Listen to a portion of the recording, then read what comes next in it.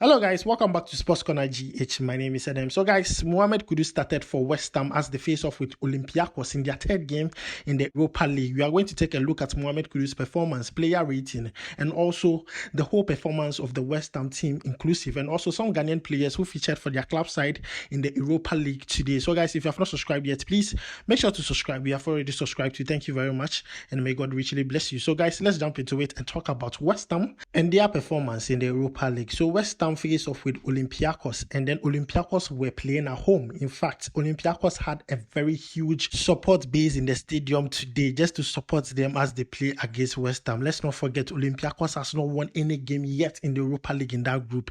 They are on the bottom of that group where West Ham has already won 2 games. So coming into this game, West Ham are looking like favorites, and Mohammed Kudus started. But Olympiacos fans, my goodness, the way they encourage their team to move on when they were in position. They were encouraging their team, and they did so well. Encourage their team to push on when they were losing possession. Their fans were still there. So first of all, their fans were very integral for Olympiacos to be able to get some goals in the first half. Now let's talk about the first half. In the first half, Mohammed Kudus in the first 20 minutes was the guy. He was making a lot of nice play. Mohammed Kudus was making things happen for West Ham, but I got to a point. The balls were not coming to him, and the Olympiacos players noticed he was their playmaker. He was their guy. He was, if you wanted to stop the West Ham team, you would have to actually stop Mohammed Kudus. So they started, attacking Mohammed Kudus in 2s, in 3s. So it got to a time the West Ham decided to change their way and sent the ball towards Ben Rama. Now in the game, Mohammed Kudus was playing as a right winger. So there was a lot of expectation that he would come from the right and then create chances from the striker, who is Danny Ings. But in the game, it got to a time, because he was being tagged a lot, Mohammed Kudus was occupying the half spaces, allowing the right back to be able to overlap and then receive some of the balls from him. It didn't work up till a point, especially getting to the close of the first half. And West Ham considered a goal. In fact, the goal Olympiacos scored was just fantastic. It was nice. It was brilliant. It was a beautiful goal. There was no way the goalkeeper was getting that ball. Defenders didn't help at much. They should have prevented the ball in the first place, but the goalkeeper had no other choice. He couldn't have saved that shot from the captain of Olympiacos. And getting close to the end of the first half, there was an own goal. And I kept on saying, West Ham were not organized in this game. I think they underestimated Olympiacos a bit, looking at the fact that Olympiacos has lost their 2 previous games in the Europa League. So they underrated them, and then they were punished. First half, West Ham considered 2 goals. In the second half, West Ham made a lot of changes, about 4 changes, seeing the likes of some of the first team players come on the field.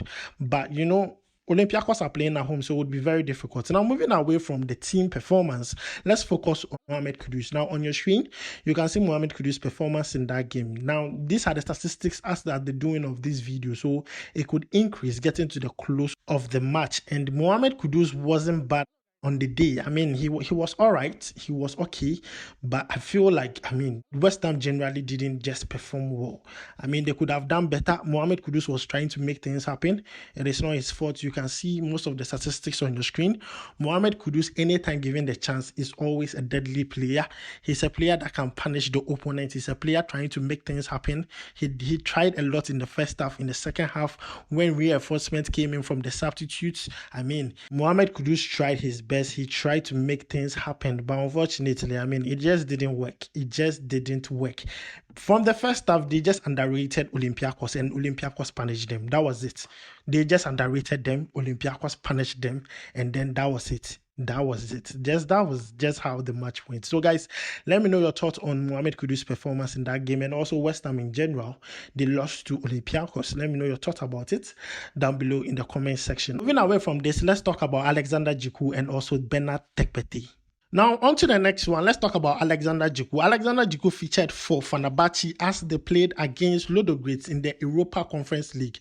Now, Ludogorets have a Ghanaian player in there called Bernard Tekpete. He featured for Ludogorets, and also Alexander Djiku featured for Fenerbahce. And at the end of the day, Fenerbahce walked away with all full 3 points. Fenerbahce were playing at home. And then Fenerbahce are having a very good run. 18 games and winning all 18 games. And Alexander Djiku has played an integral part out of the wins they have so far. In today's game against Ludogorets, Alexander Djiku was brilliant on the night. In fact, after the first half, he was the highest rated player on the pitch. After just the first half, let's not forget he is the most efficient defender in the Turkish league. After Alexander Djiku making his move from Strasbourg to Fenerbahce, he looks like a completely different player. We hope he stays in shape and in form to play for the Black Stars, because his performance was one that everybody needs to talk about, because he was on top of his game. The other side, the opponents were Ludogorets, and Bernard Tekpete was a winger in that team. Ludogorets are not having a good time in Europe, especially in the Europa Conference League. The last game they played, they lost about 7-1 to Nordirland, and they are now losing again. They are losing again to Fenerbahce. Bernard Tekpete has never been considered for the Black Star selection quite recently, and these are the stages where you make your statement. You make a statement so people can have a reason to back your selection into the Black Stars. But Bernard Tekpete so far has been very quiet when it comes to the European scene. But he's doing well in their domestic league, but very, very quiet in the Europa Conference League. And I feel like it is also a contributing factor, looking at the fact that we have a lot of wingers in the Black Star setup. So if you really want to be on top of that list, when these opportunities come, you need to take them by two hands. And Bernard Tekpete is not doing that for me. But on the other hand, Alexander Djiku is showing his class. He is in a very good team with Michi Batshuayi and the likes. I mean, they're doing wonderfully well. Fenerbahce are really playing very, very good football, doing well in Europe and doing well domestically. And I'm really excited for what the future holds for Alexander Djiku. We just hope that, no injury comes his way. And then in November, we have him in the Black Star squad as he can play in the World Cup qualifiers 2026 as we seek to score and win against Madagascar and also Comoros. So guys, this is the latest update concerning Alexander Djiku and also Bernard Tekpete, who face off with each other in the Europa Conference League. So guys, thank you for watching up to this point. Thank you for subscribing to Sports Corner GH. Don't forget to turn on notification and comment under our videos. My name is Adam. I'll make sure to see you in the next video. Charlie, we go vibe.